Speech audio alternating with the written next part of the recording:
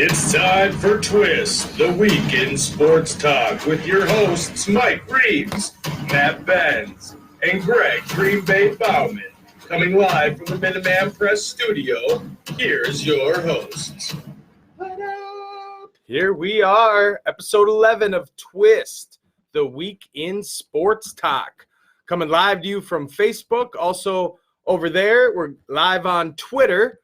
And also, you're going to want to check us out on rtfsportsnetwork.com. We have our own show page. We go live Mondays at 7 p.m. Also, if you go to rtfsportsnetwork.com, you got to vote for our show. It ends tomorrow. Tonight? Tomorrow? No, tomorrow. Oh, tonight? Oh, all right. Sunday. Sure. Okay. God damn it. So anyway, vote for the show. We're in third place. We're probably going to end in third. The two other shows are quite a bit ahead of us. Unless we get a lot of support. Miracles happen. Miracles happen. So we just need like 200 votes Nothing. From you guys. And so rtfsportsnetwork.com, Twist Nation.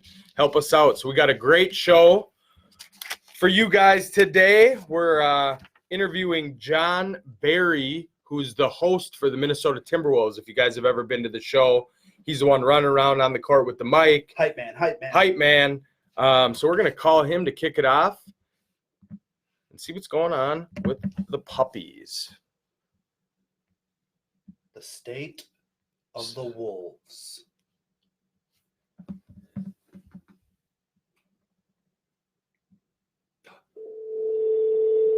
Ooh, it's ringing. That's a good sign.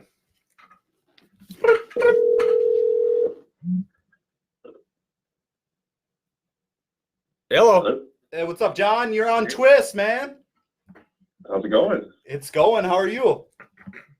I'm good. Awesome. Yeah, so you're live on Twist. We got three hosts. This is Mike. We got Greg Green Bay Bauman to my left here and Matt Benz. Yes. So we appreciate you coming on with us. How you doing today? I'm good. Awesome, man. Well, we did have just kind of an intro, right? You're going to kind of let them know. Obviously, you're kind of the hype man. You're the host for the Timberwolves. We obviously have been to a couple games this year. We know how excited you can get the fans.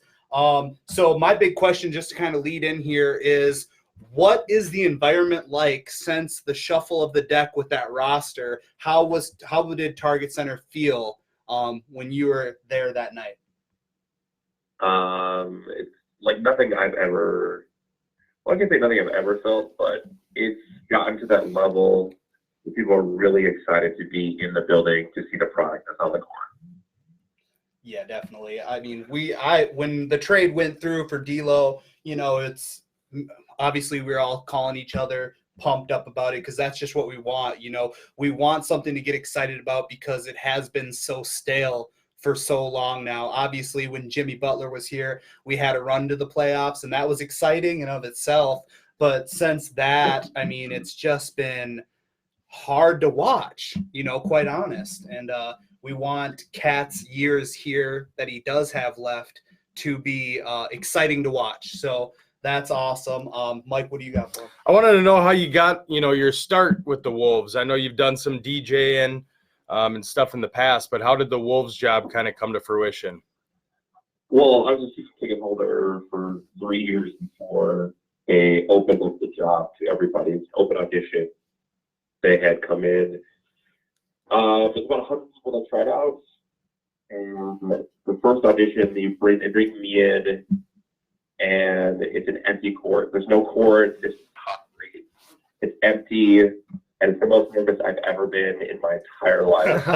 And they make me go read and play a game on the court, and okay. I mean, I've done it before. I worked at Radio Disney doing events for them, but nothing to this grand of scale. So, and me being a Wolves fan my entire life, being on that court is just like, oh my goodness, I'm actually down here working with the team, doing something that I like to do. And it's like, oh my goodness, this is crazy. So one audition led to 2 auditions, led to 3 auditions, led to that summer, I'm getting a call saying, hey, we want to put you you on the court.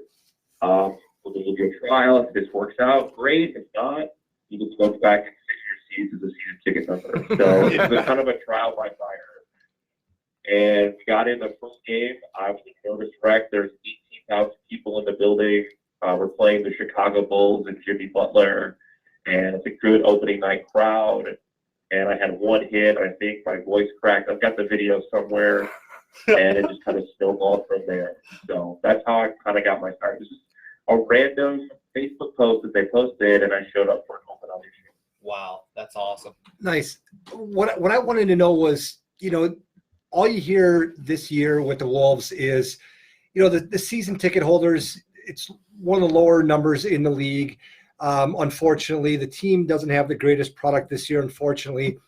Does it create a different environment for you, not because the stadium isn't full, but because you know that the fans that are there are the diehards? They're the ones who care. So is it easier to interact with the crowd because you know that you're getting those diehard fans that really care about the Wolves, good or bad? I treat every game like it's my last game that I'm ever going to do it. Whoever is there, whether it's 500 people or 25,000 people, I want to bring that same energy to the court and make it seem like it doesn't matter if it's Tuesday in January or Game 7 of the NBA Finals. We still got to get hyped. This is our team. This is our stadium. It's our arena. We have to make sure it's our home and make sure the players know that we are here too, no matter how many people are there. Right on. So what are some of the coolest dudes or ladies that you've met courtside? How about that? I met Sting. Sting was cool. Sting and Shaggy. They did a collaboration together, and they were promoting it. It was Super Bowl week, and they helped us throw T-shirts. So I got to meet Sting and Shaggy. Ice Cube, Lil Jon. Lil Jon was really cool, actually. He would be cool to meet. Yeah. Okay. It's really cool. All of the Lynx players that I've gotten to meet that have sat courtside are really cool as well. Sure. Everyone I meet is just awesome. It's just an opportunity to meet someone. The Vikings that are there, it's nice to meet them. So yeah, it's just everybody that comes through. That's a big name. I love meeting. Andrew Zimmern is actually my favorite person that I've met. Awesome. Courtside. He's a really nice guy. He lives down, and he's willing to be a fan. I love it. Awesome. Who was the halftime show we saw? It was an old school band. Quad City DJs. Quad City DJs. We were there for that one. That was pretty sweet. They were pretty cool. They do their thing. They come in and do it at the arena. They come in and do it very professional. They kill it every time. Heck yeah. Could you walk us through kind of a day at your job at the Target Center from, the time you get in? We had Sean Parker was our very first interview on this show, I think episode 4 or 5. He kind of talked to us about kind of what he goes in, reading kind of the players' names. But from your end, it's obviously a different job. And just walk us through a day in the life. Depending on what day it is, weekends are different than weekday games because I have a regular 9-to-5 job. So weekday game, I'm rolling in Target Center probably about 5:15. I've gotten the script ahead of time about it, and I've read through the script to see what's happening, what sort of promotions and prizes we're giving away as well too, what sort of corporate things we have to take care of through that game. And then it's just a rundown with the stage managers and the executive producers of the game, making sure we've got everybody in the right places at the right time. And it's just going over it with my co-host as well, because we've got some stuff that we go back and forth with, especially pregame and the first couple of hits. And then we just go from there and just get energy, the entertainment that we do. Awesome. That Cool. is sweet.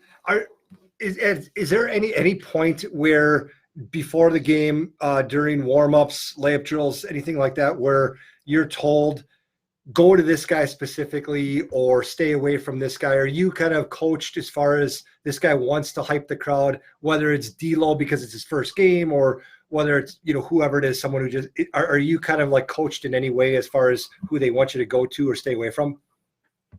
No, everyone is kind of fair game. I mean, it really depends on the game itself. So for the last game, we interviewed Carl. Mm-hmm. That was the game before the first game where they shuffled the deck. Malik Beasley goes off, and PR comes over and asks me who we want to put on the board after the game. And I asked them, they were like, on TV, okay, fine, we'll get Cat. So we put Cat on, 22, 11, and 9. Crowd goes nuts. It's fantastic. So it's working with PR. It's working with everyone in the building to be collaborative on. So we put the best product out on so everybody can see it. Sure. Got it. You mentioned kind of working with Radio Disney. I had seen when I looked up a little bit on your background. What did you do with them? I was in the promotions department. So we would go and do events at all types of places in the Twin Cities, whether it be Mall of America, the State Fair, even small businesses. We would go out and do that. Part of a radio station that you would do. Yeah, that's awesome. So last question for me is, what are some of your goals moving forward, man? I mean, obviously this is a stepping stone, or maybe it isn't. I just kind of want to pick your brain on that. What is something that you would enjoy to do next? My goal is to get to the All-Star game. Yeah. To host an All-Star game. Okay. Wherever it is, it could be Indy, it could be LA, it doesn't matter. Just want to get there and enjoy that vibe. Yeah. That would be awesome. Hosting an NBA Finals game. And I know it has nothing to do with that, but that would be awesome. Yeah, that's all the Wolves. Yeah. Good luck We're there. on our way, gentlemen. Yeah. And then parlaying into something bigger. I don't know what that is. Yeah, Sure. Honestly, I have no idea. It's been a fun ride. I want to keep it going as long as possible. Heck yeah. And you do DJing as well. I assume that's not your 9 to 5. Does your 9 to 5 have anything to do with kind of the promotional side of radio or television, or is it just, like a warehouse gig or something? I'm in commercial advertising. Okay. So I work with clients and I create their advertising campaigns for them. Right on. So right now we're talking with John Barry. He's the host MC for the Minnesota Timberwolves. Speaking of the Wolves, I mean, we touched on it a little bit at the beginning. Are you excited for the future? I know you work with them, but, like Matt and I, not Green Bay Greg over here, we're both, got our Wolves hats on. We enjoy going to the games. We love the team. We know it's been dismal for many, many years, but now it seems like, the what do we call it? The Rosas, trust the Rosas, Yeah. the Prosas, is going well. He's making moves, and what's your take for the future? I'm excited to see where this team goes. I mean, obviously we have a lot of work to do. The summer's going to be huge on the draft with free agency and a lot of money coming off the books. I'm excited to see the rest of this season, see what Malik Beasley does, and watch make sure we get everybody back before we can start to really evaluate the team, because it's been sort of incomplete even after the trade. We've had 7 guys in, and we had, D'Lo's been out and Cat's been out, and I want to get everybody together, playing together for a stretch of games to see what this team is really about. I'm actually excited Cat's out. We had a guest interview last week talking about the Wolves, and he can basically stay out the rest of the year for all I care. I mean, for a hype man talking to maybe 2,000 people that show up, if our main people are hurt, might suck, but I'm trying to get a good lottery pick here. I mean, honestly, I just want the guys to play together, whether that it includes 15 more wins or 6 more wins. I just want everybody together. Right. And it does make it for a more robust atmosphere. Target Center, I'm still going to bring it no matter if there's like 2,000 people or 15,000 people. Sure. But it makes it fun for the fans. It will always be a show for the fans that are there. So no matter who's in the lineup, come out, you'll have fun. You're going to have a good time at Target Center. And we'll vouch for that. We've been to a game. It was actually when we played the Raptors last game of the season last year. So Towns was out And we had a blast. I mean, we just like going out as buddies, you know, getting to the Target Center. Like you said, you guys put on a great show outside of the actual game. So it's just a fun environment. You know, I got a signed shoe from Anthony Tolliver. He had a huge bag of shoes that game, just tossing them out and tossing them out. And so you guys do a great job, you know, putting that together. So from a fan aspect, we appreciate you. Yes. That's a big shout out to the team that put that show together. They do a tremendous job from the videos that you see, from the bits that you see with all the players. They all do a tremendous job, and I give a big shout out to that entire team. Yeah. Awesome. Well, I don't have anything left for you, John. We appreciate you coming on, and Twist Nation appreciates you as well. You can find John Barry on Twitter and Instagram at MC John B. Make sure to book them for your wedding or anything else you got going on. So, Yes. Thanks for your time, guys. Appreciate Thanks, it. John. Have Appreciate a it. great weekend, Yeah. bud. Appreciate it. thank you. Go Wolves. You too, guys. Yep. Thanks. Beautiful.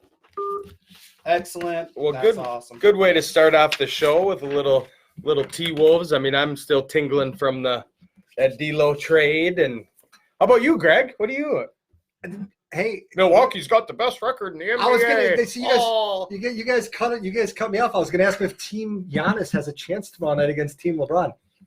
He doesn't care. I know, but it's but I care. Sad part is he probably does care. He does. Well, he's Yeah. talking about how he wanted to host an All-Star game. Yeah. So what do you think about this All-Star game? First of all, I'll be the first to say, I don't know if you have it in topics. I think Team Giannis is going to get their asses handed to them. Well, I mean- we'll see. I mean, yeah, it was a different.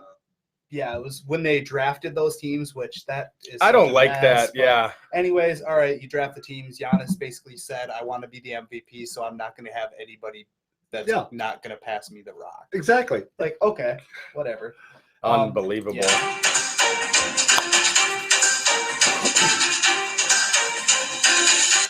All right, headlines for the week. We've got the first headline. Jason Zucker gets traded to the Pittsburgh Penguins.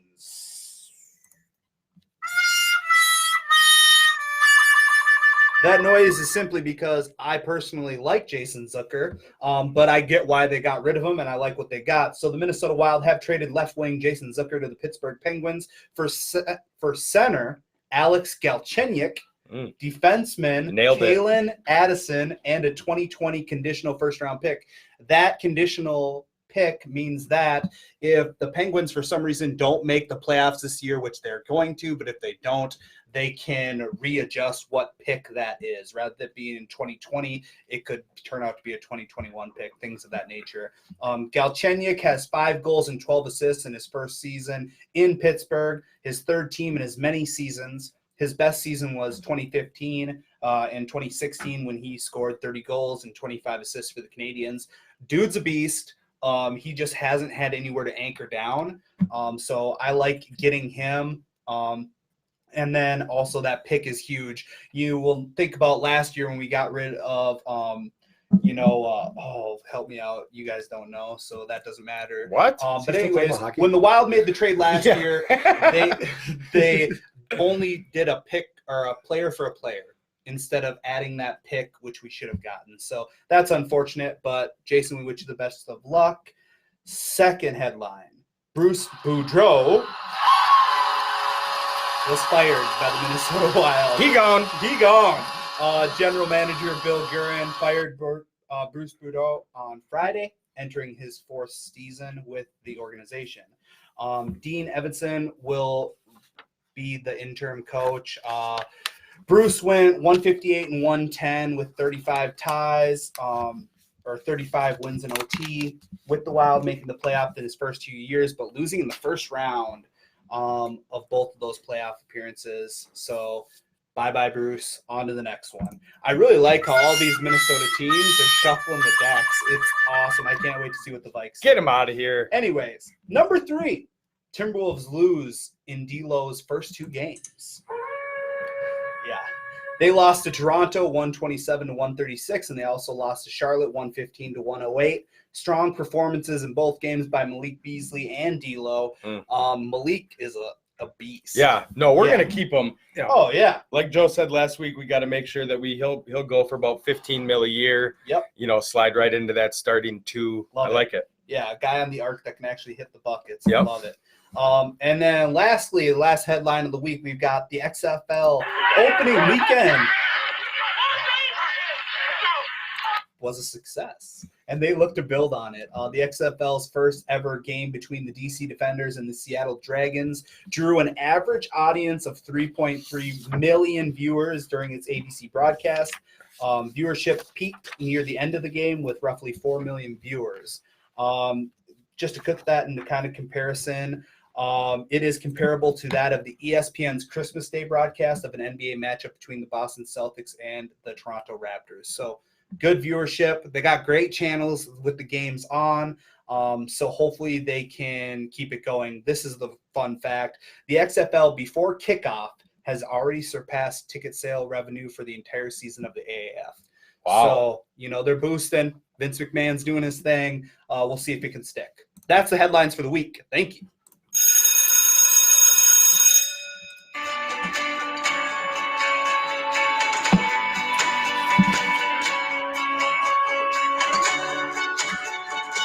On this day in history, in 1887, the Cubs sell Mike King Kelly to Boston for a record 10 stacks. 10 stacks. Back in 1887. I wonder how much 10 grand was worth. How much was 10 grand worth in 1887, Greg? Well, it'd be the equivalent now. I have no idea. Sure he doesn't. Don't be modest. In 1912, Arizona becomes the 48th state of the Union. 1929, the St. Valentine's Day Massacre. 7 gangster rivals of Al Capone were murdered in Chicago when Jack Machine Gun McGurn ordered the kill of the rival George Bugs Moran. Chi-Town. Yep. 1948, NASCAR holds its first race for modified stock cars on a 3.2-mile course at the one and only Daytona Beach. Wow, fun fact. Wow. 1951, Sugar Ray Robinson defeats Jake LaMotta and takes the middleweight title. And some fun birthdays. Oh, here we go. Yep.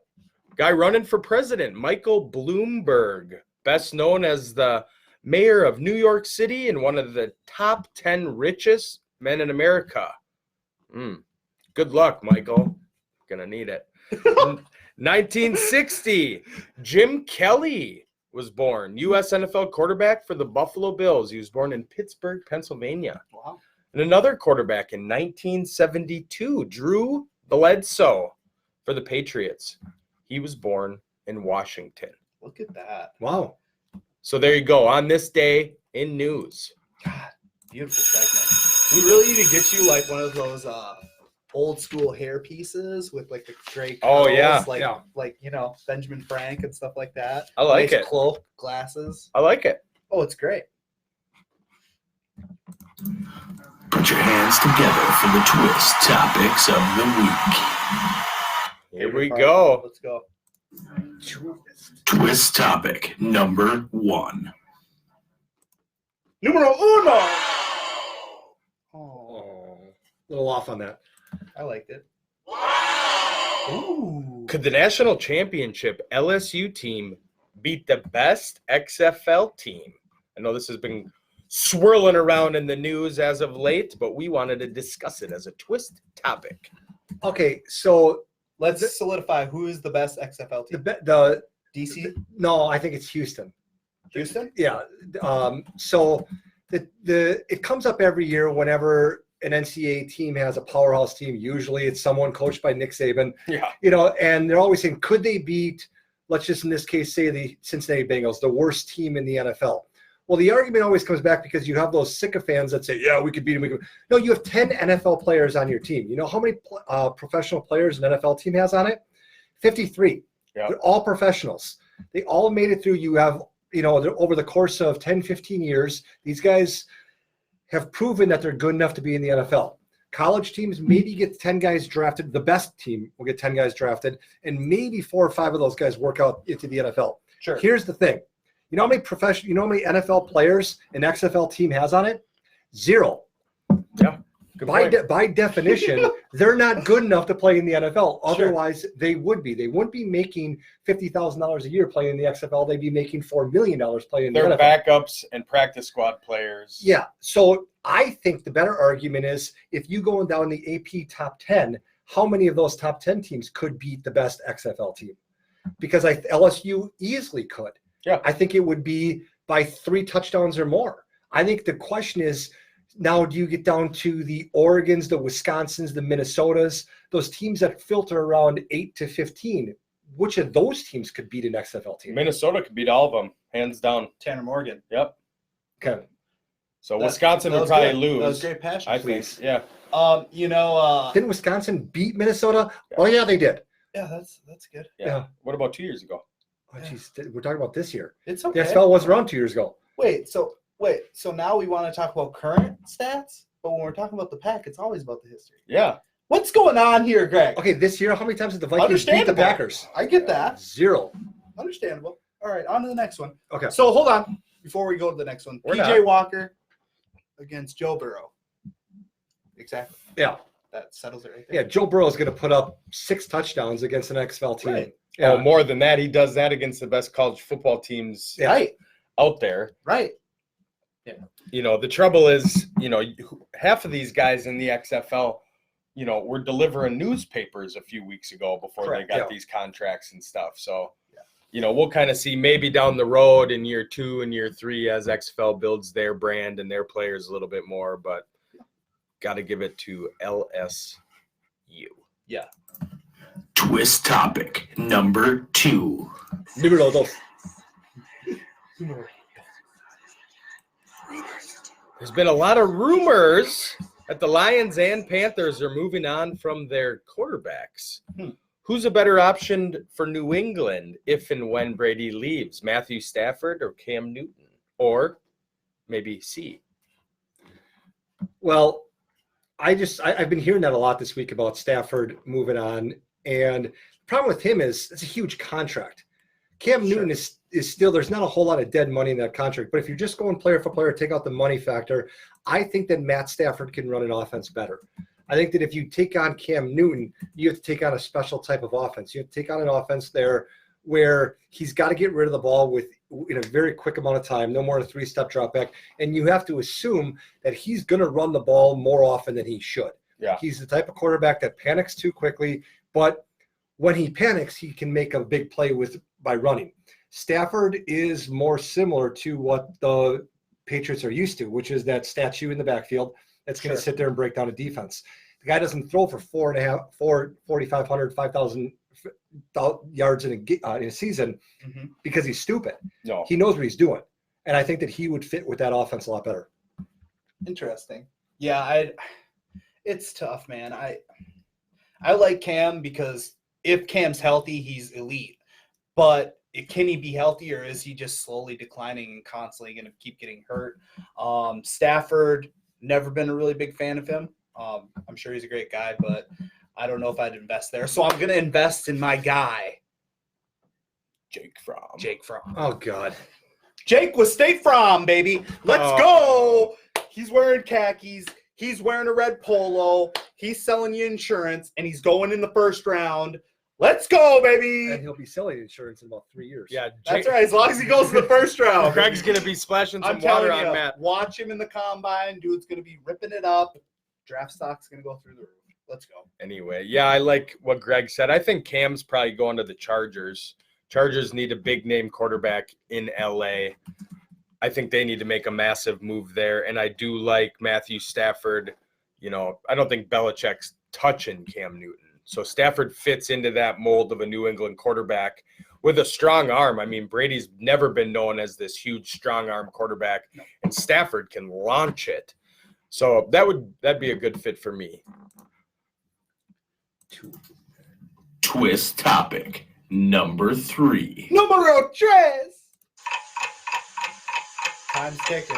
Which team won the Wild Pelicans trade and why? We're going to lean on Ben's to start this one.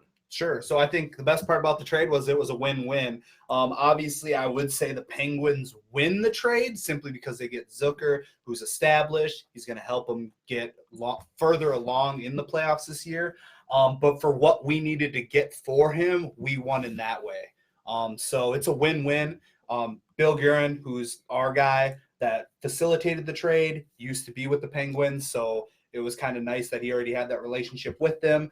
Billy was actually trying to get Zucker last year in the trade, so it worked out, and Billy still made him pay for what they got. So win-win on both sides, but the Penguins unfortunately got the best of the deal. I just think that, I like Matt said earlier, I like the fact that the teams from Minnesota are doing something. Yeah. I mean, since I moved up here 17 years ago, all I've known about the Minnesota Wild is best case scenario, they lose in the first round of the playoffs. Sure. And we've always wanted to say they'll figure it out. Yeah. In any sport, it's always we've got these guys and this is the guys that we're going with. It's like, why? If you continue to do what you've always done, you will continue to get what you always got. Wow. You should write that down. Boom, baby. Yeah. Let's go. Monsters kicking in. Twist topic number 4.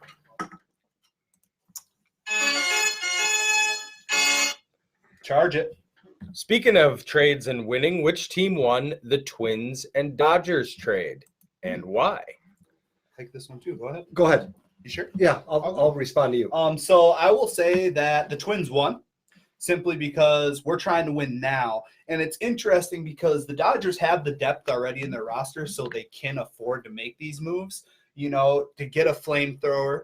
But also I like that now we have more competition in our starting rotation, which isn't very good, but competition breeds success. So, you throw those guys in there, veterans that are consistent. If you look at Maeda's stats, the dude Ks people for one, which means he's throwing strikes, but he's also smart and consistent. That's what it's all about. If you can get a starting pitcher in our rotation that gives up about 3 runs a game, we're hitting dongs. Yep. So, yeah. Bombers. To answer your question, I think that the winner of that is the Twins because they directly filled the need, like you said.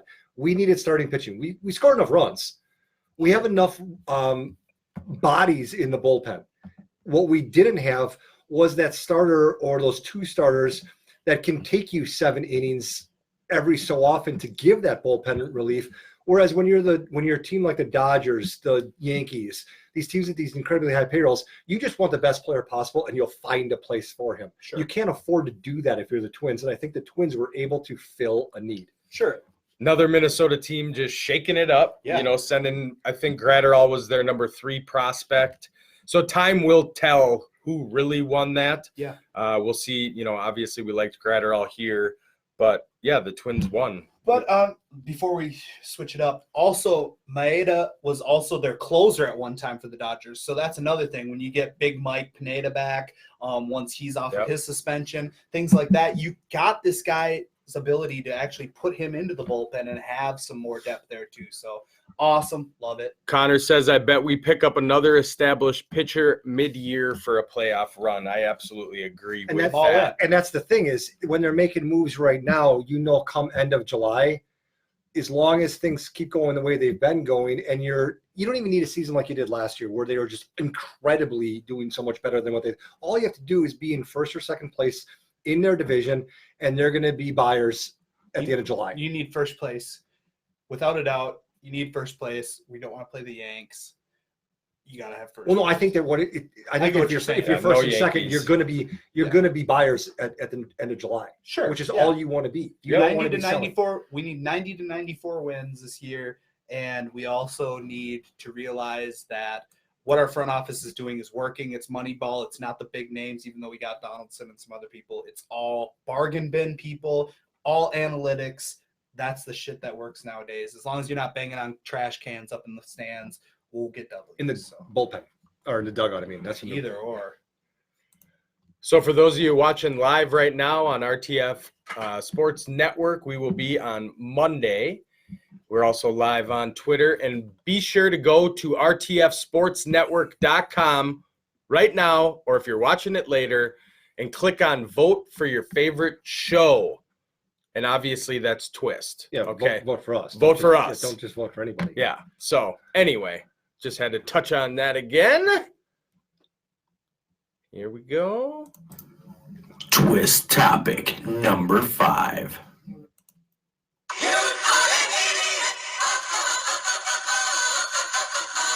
Yes, he is. The XFL reportedly wanted Colin Kaepernick, but his salary demands were too much. Does he even want to play football? Okay, first of all, no, he's writing a book, and he's almost done with the book. So the whole book is about his, want for social just blah blah blah. Social justice, all this stuff. So all he's been trying to do, in my opinion, is stay relevant. So he would whine, moan, and complain about not being picked up by an NFL team. Yet there's at least 6 different examples of NFL teams that were saying we want to bring him in. Absolutely. And now the XFL is saying to him, do you want to even play? And he keeps turning down these options. Why? He just wants to stay relevant until this book comes out. He'll make more money on this book. He'll go on Oprah. He'll go on Ellen, all these shows, sell his book. God, good for you. But you know what? Professional football doesn't want you anymore, so go away. I'm not even going to talk about it. The AAF, he wanted, his demands were $20 million. And the highest paid player, they pay quarterbacks premium in both the XFL and the AAF. They were getting paid like $1.5 million, the best of the best. Yeah. And he wanted $20 million. I'm sorry, you're just not that good. He's already rich from the settlement. Yeah. He's rich from Nike. He's rich from his money in the NFL. So this shouldn't be about money. Yeah. You cry and you bitch and you moan about wanting to play football. Yeah. And you had an opportunity in the NFL as of late. Mhm. The AAF, the XFL, it's like he clearly doesn't want to. So I hope his book, I hope people And kneel to take a on it. And the funniest thing about him is I think that, I've said this before, the greatest commodity in life is self-awareness. I think what he realizes is that he's just not that good of a quarterback. And he doesn't want people to realize it because then he becomes that much less relevant. You are so dumb. You are so dumb. Dang it. He is so dumb. Twist topic number 5.5. So we'll stick with the quarterbacks. So it's not 5.1, it's 5.5. Yeah, we'll round up to a half. Got it.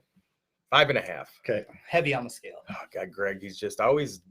Anyway, so we're going to stick with the quarterbacks. We're going to stick with the XFL. So if you were Clemson quarterback, Sure. would Lawrence. you? Yep, Trevor Lawrence. Would you go play for the XFL for $10 million next year or go back to Clemson? So God, no. basically $1 million a game. No. Not for a second. Nope. I think that he's the number 1 pick in the draft next year. Yep. And I think that outside of a Tua type injury, Correct.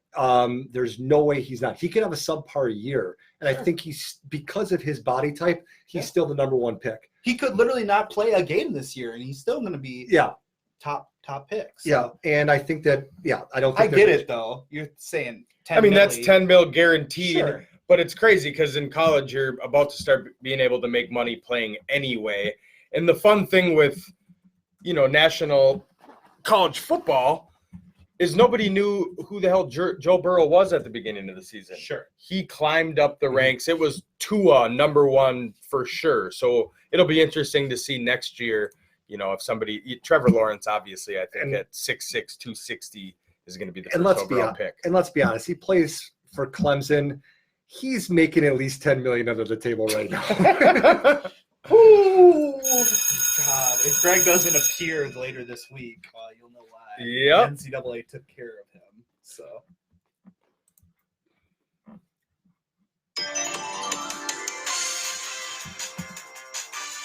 God, this is great 90s. Just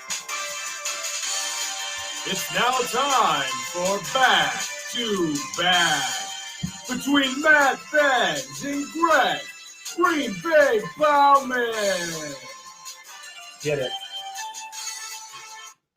So for those of you who don't know, we've done this game one other time on the show. It's called Twists Back to Back, where we're going to have 2 names that form into each other. So for example, we used this the last time too. You have a former Colts wide receiver who wore the number 88 and played Han Solo in Star Wars. Marvin Harrison Ford. Boom. Okay, you don't get that point. All right. I'm up 1-0. So these guys don't know any of the questions or answers, obviously. Yeah, And that we're would going to be fun. do a special back-to-back NBA edition for NBA All-Star Weekend. I'm gonna get crushed. So here We'll we see, go. we'll see. We have 1, 2. So do we have to 3. yell our name, or Well, you yell don't out the have to answer? yell. Well, not yell, but do We're we say our inside. if we say our name or do we say the answer? There are. No, you got to buzz in. Okay. Yeah. Okay. Like buzz. Buzz. But, do you got these done? How many I questions? do. So I have 1, 2, 3, 4, 5, 6, and 7. Okay, good. We can't have a tie then. Can't have a tie. Question number 1 of back-to-back. Traded to the Wolves and a triple-double machine. Your name is your Greg. D'Lo Russell Westbrook. Well, hold on. Say What that was- again. What was that? What's that? What's his first You name? stuttered quite a bit. Well, okay. D'Lo Russell Westbrook. Russell Westbrook. He's still stuttering, folks. His name's not D'Lo. Well, This is the test. What's his first name? I can't believe this. I'm drawing such a freaking blank right now. D'Angelo Russell Westbrook. Oh, good job, Greg. Boom. Greg's on job. the board. You worked for that one. I He did. did. I'm And proud he of you. deserved it. For the past week, I've only referred to him as D'Lo. Well, yeah. Because of what? Most people do. Yeah, I get it. Because of what Joe Nelson said. Yeah. Who's ever called him Russ? D'Lo. D-Russ. Yeah. So it's been in my head the whole week. All right. Okay. So question Go. number 1 goes to GBG. Question number 2 of back-to-back. Known as the King and known as the Beard. Matt. So we've got LeBron James Harden. Boom. Let's go, baby. Let's go. All right. Tie. 1-1. Question number 3. He's in State Farm commercials and was a new addition to the Clippers. Matt. Chris Paul George. There it is. I know you're not going to have one of these back-to-backs with Giannis Antetokounmpo.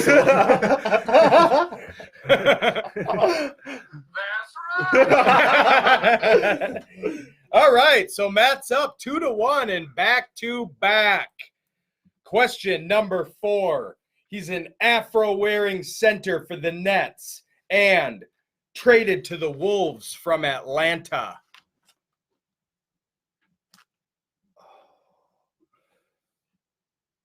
Both on their respected teams now. Big center for the Nets, big afro. Yep. Yep. And mid-season for the Timberwolves, they acquired him in a trade with the Atlanta. Yeah, it's Matt. This is a tougher one. It's Alan Crabb. But what's the first name of the Nets center?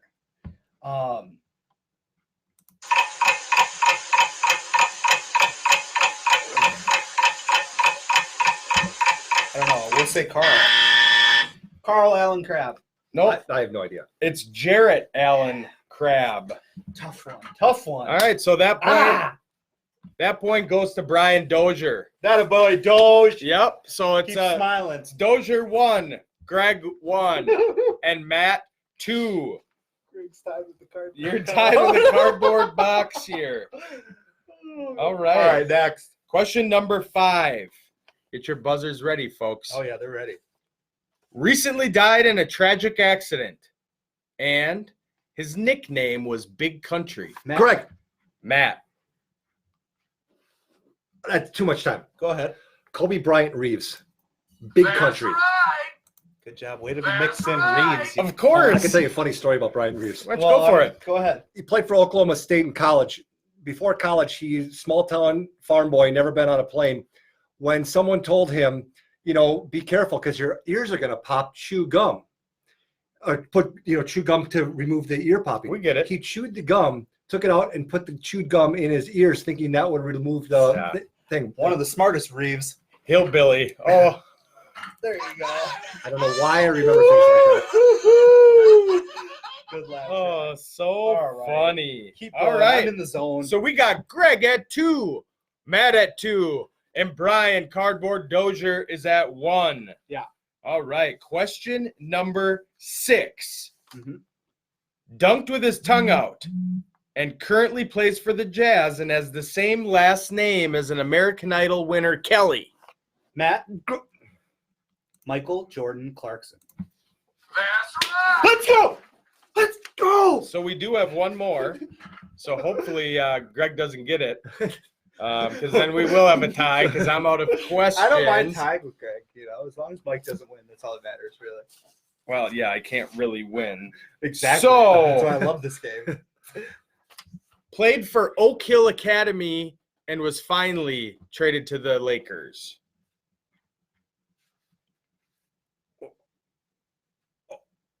What? Hold on. Played for Oak Hill Academy and plays for the Lakers. Hold on.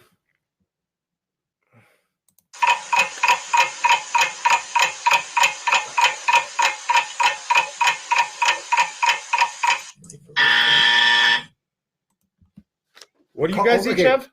Okay. You have 2? I'm up by 1. You're up by 1. 3, Hold on. 2, 1. Oh, got it, Greg. Carmelo Anthony Davis. Good job. Wow. I couldn't think of it. I couldn't think of Carmelo Anthony played for Oak Hill That was Academy. beautiful. I don't know why. I was thinking Carmelo, but I wasn't thinking. I was thinking of other people. And when you said finally traded to the Lakers, I completely job. forgot that they traded for Mike. They did trade it. They Yeah. gave him a haul. Yeah, I thought that it was a free. Tied up, baby. That's how we do it. Ending with ties. Beautiful. All right. It's like kissing your sister. Whew. That's such a Wisconsin thing to say. I don't have a sister, so it's easy for me to say. So we did have some breaking news Yeah. in sports as of recently. And our guest last week, Joe Nelson from Bring Me the News, is going to be our new special guest when anything Minnesota happens in a trade or anything like that. So we're going to have him break it down for us a little bit. Break it down.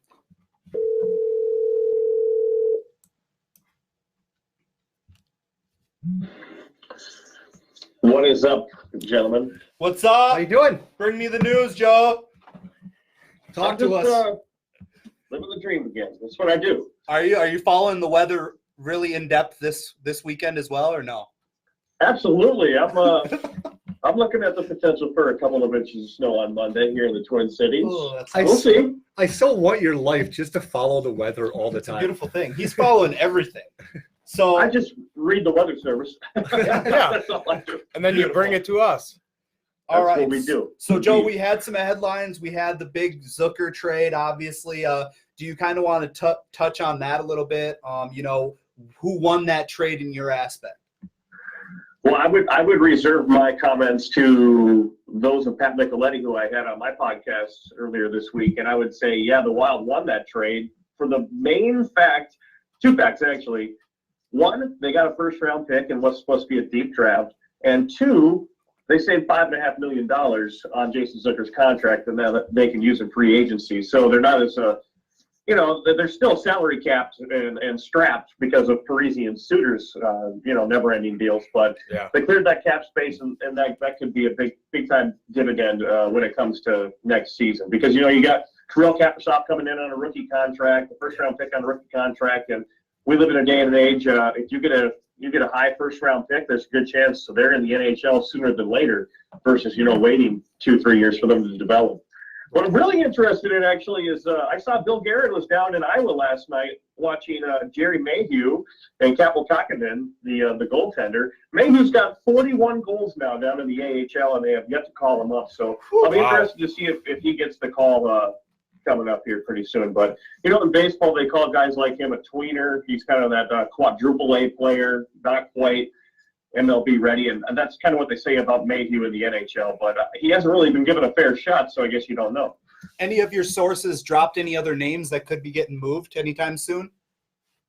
I've only heard what I've read what Michael Russo has said, and there's a lot of talk about Dumba and Jonas Brodin, but Garrett has seen these guys play really well of late, and if they continue to play well and they're still on pretty friendly contracts, then they make sense for the team going forward, especially if you don't want to do a total overhaul of the roster and compete next season. And that's what Craig Leopold, the owner, has said. He's gone on record saying, hey, we're not going to tear this whole thing down and go through a total rebuild. If we're gonna do this thing, we're gonna do it where we're gonna try to compete year in and year out. So that's what I think they'll continue to do.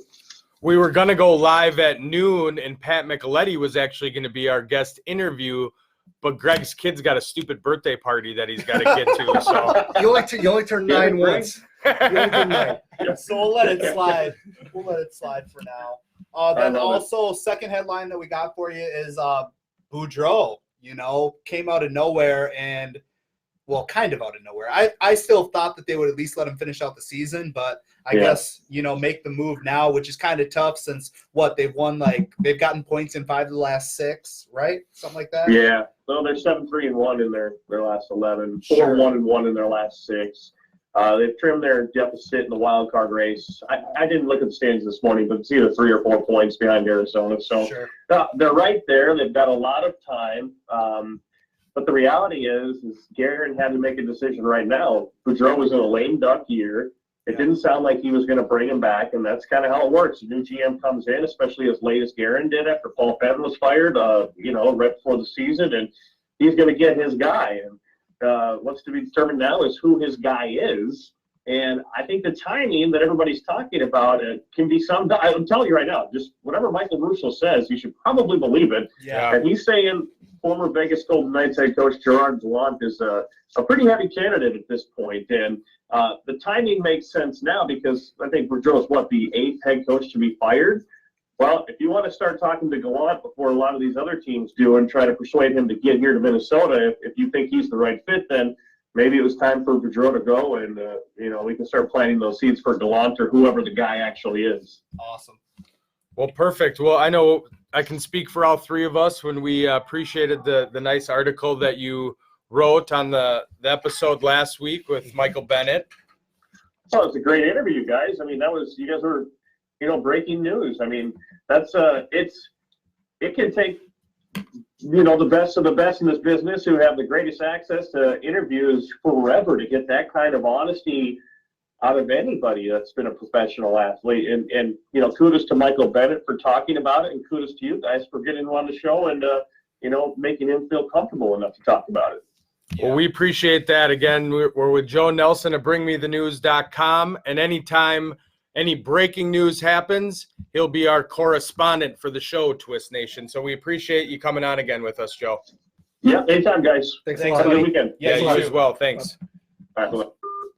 Cool. Awesome. Beautiful. So he's our new Joe News. That's fun. That'll be a nice little addition to the show. Yeah, and to be honest, I'm not the biggest hockey fan. I grew up in Wisconsin, in Milwaukee, Wisconsin, where we didn't have a professional team. The closest team was the Blackhawks. Never a big fan because it wasn't really talked about a lot. But when you get a guy like that on, I mean, obviously, I talk to Matt every day, but when you talk to a guy like Joe Nelson, it gives you the breakdown. It's like, okay, what does this mean for the local team? And it makes it a lot easier to follow. I'm in the same boat as you. I grew up in Minnesota. I come from a hockey family. There's a picture of me on the ice when I'm 3 years old, crying like a baby. I hate the cold. I do. I hate it. I'm a basketball guy. I always was. And so that's why Benz is our hockey go-to guy, and Greg and I kind of fade off in the back. And we can have our opinions, but obviously Joe Nelson, writes articles for his own business and is going to be a huge asset to our show. So we were super excited to have him on. Awesome.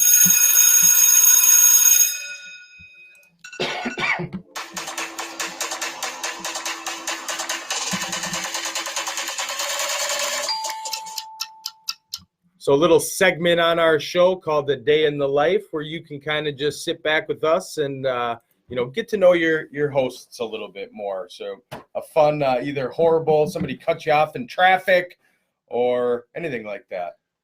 tell you what, my day in life is going to be right when we're done with this show. Got Connor's 9th birthday. My son Connor. Yes, I did name my son Connor with a K, so his initials are KGB. He's going to be a linebacker for the Packers, or I don't know, just walk out the initials KGB. Yeah. But I got that birthday party coming up at Grand Slam. Looking forward to getting on the trampoline with a bunch of 9-year-olds, giving them some elbows. Yeah. So awesome. Well, my day is actually going to be today as well. First and foremost, one of our fans, Sean Sorrow. It's Sean's birthday today. Happy birthday, Sean. Hope you have a great one. Since last night, I didn't really get to take my significant other, Taylor, out because of Valentine's. We're actually going to go out tonight. We're going to go to Mancini's Char House down in St. Paul.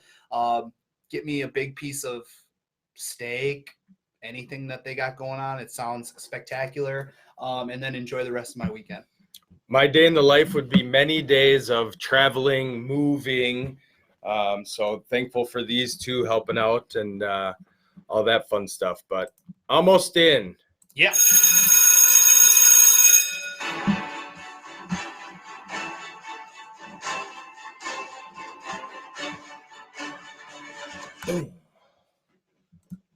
all right, player to watch for the upcoming week. I have Ja Morant. Ooh, Why? I like it, yeah. Why? Because when Zion came back, all the attention went to him.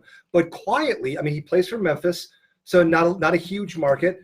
Memphis right now is above 500, 28-26. They're third in their division, and Ja Morant has put up incredible numbers. I mean, he's not incredible like MVP. Hell of a player, though. But It's he's fun to watch. Fun to watch. He's everything you would hope for in a draft that had a clear-cut number one. He is the clear-cut number two. And it's exciting to watch him. It was fun watching him and Zion play together last night in the Rising Stars game. But I'm really excited to see him post All-Star break and for the rest of the year. Yeah, I mean, they're right on the bubble, too. Yeah. They're 8th seed right now. So, yeah, just to see if he can be elite and continue to help carry that team, which – I'm a big fan of that team. They got Jaren Jackson last year, who I think's, already a good player but has the potential to be a great player. You bring in Ja, who I loved in college, but you never know, especially with somebody with his frame, if they're going to make that transition. I mean, Russell Westbrook is a lot stockier than him, and they do play a lot. There's a lot of similarities right there between them, but, I mean, he's a beast is what he is. So that is a good player to watch. So we got a couple minutes left in the show before we got to end it. So rtfsportsnetwork.com. Vote for your favorite show today. And your favorite show is Twist. Okay? Duh. Yeah, don't watch all the shows and then just pick us and then watch our show. Correct. Yeah, so we air there. We'll be live on Mondays at 7 Central. And vote from many devices. Like grab your wife's phone, your husband's phone, grab a vote from all of them. If you're like me and you have a Gmail for Twist and Sir Miking and all these different things, I can vote probably 5 times. So at least I'm actually going to do that as well. So make sure to go to rtfsportsnetwork.com, vote for us, check out our show page as well. So we'll be flood the ballot box. This isn't a political election. Absolutely. Flood it.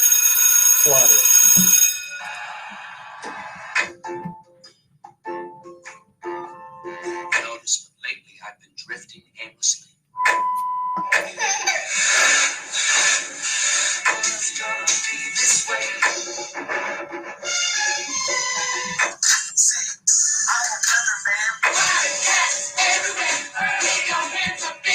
What are we watching tonight, Benz? Well, I'm going to have it recording. That's right. But it's going to be the State Farm All-Star Saturday night on TNT. It starts at 7 p.m.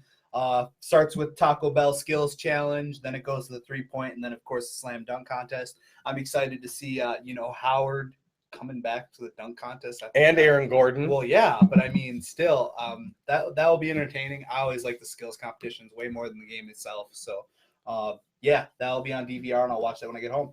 Yeah, I'm looking forward to the dunk contest too. I do like what they've done with it because after a while you just can't find new dunks to do. Sure. So I like the theatrics, the attitude. It's gonna be nice to have Howard back with dreadlocks now, and it's always fun to watch the 3-point contest because just fun to see someone. Yeah. And that's usually the one where it's like the guy who does well throughout the season usually ends up winning that. Whereas the dunk contest is like usually, it could be someone that you've never heard of before. Exactly. Is the celebrity game today? I think that that was was last last night. That was last night. Well, I guess I'll be watching the dunk contest. There it is. So episode 11 of Twist. Thank you, John Barry, for being our special guest interview. Thank you, Joe Nelson from BringMeTheNews.com. Make sure to tune in next week for a special after the show edition of the Baumans. Thank you again, everybody. We'll see you next week.